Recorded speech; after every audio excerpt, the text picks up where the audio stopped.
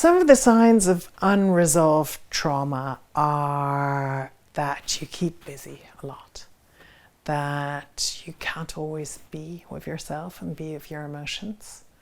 Some of the ways that it might manifest is that it's actually quite difficult to be intimate.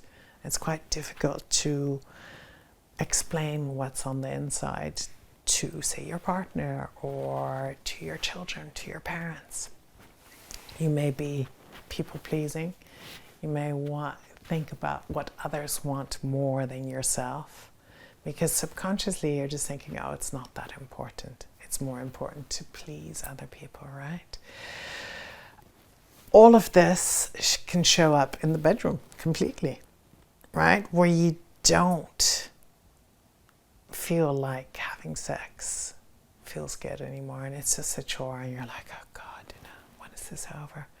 Or it might be like, yeah, okay, so we're having sex, and then you're like, oh, what do I cook for the kids? And when do they need to go out? And oh my God, vaccinations. So all of this brings you just out of your pleasure, out of the moment, because what we want to do is be in the moment. Be in the moment with sex, be in the moment with intimacy, be in the moment with your children. How often do we actually recognize that we're not in the moment, but that we're doomsdaying? So we're thinking, oh my God, this is going to happen. Or we're thinking about the past, what was terrible, oh my God, and this might happen again.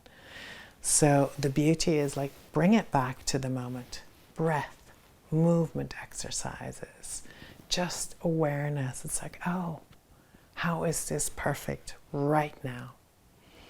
Eckhart Tolle talks about it in The Power of Now, in one of his books. It's like, oh, where is this breath? Where am I in the now?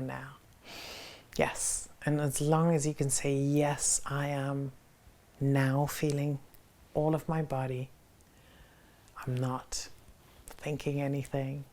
I'm slowing everything down. I can be in the now. I can be in like, oh, this actually, this increases my pleasure. Where it's like, oh, can we have really soft touch, energetic touch off the body? Then slowly on the body, then more sensual touch. Does that increase it? Does that decrease the pleasure? Kind of like sexual touch, and like touching the genitals. It's like kinky, like, oh, I like that. It's like, oh, wow. I didn't realize those were a lot of sensations I like. And just recognizing that at every instance, it can change. It never stays the same.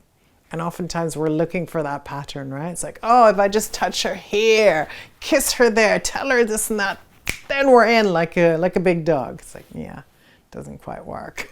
When you have trauma on board, it's like, recognize where it's all those subtle little changes. Where it's like, oh, her breath is getting caught there. It's like, oh, I'm seeing goose pimples. Maybe that means that she's turned on. Let me ask, did you like that on a scale of 1 to 10? It's like, oh no, that brought in some really scary stuff. Or it'd be like, oh yes, that's like an 11 on the scale of pleasurement.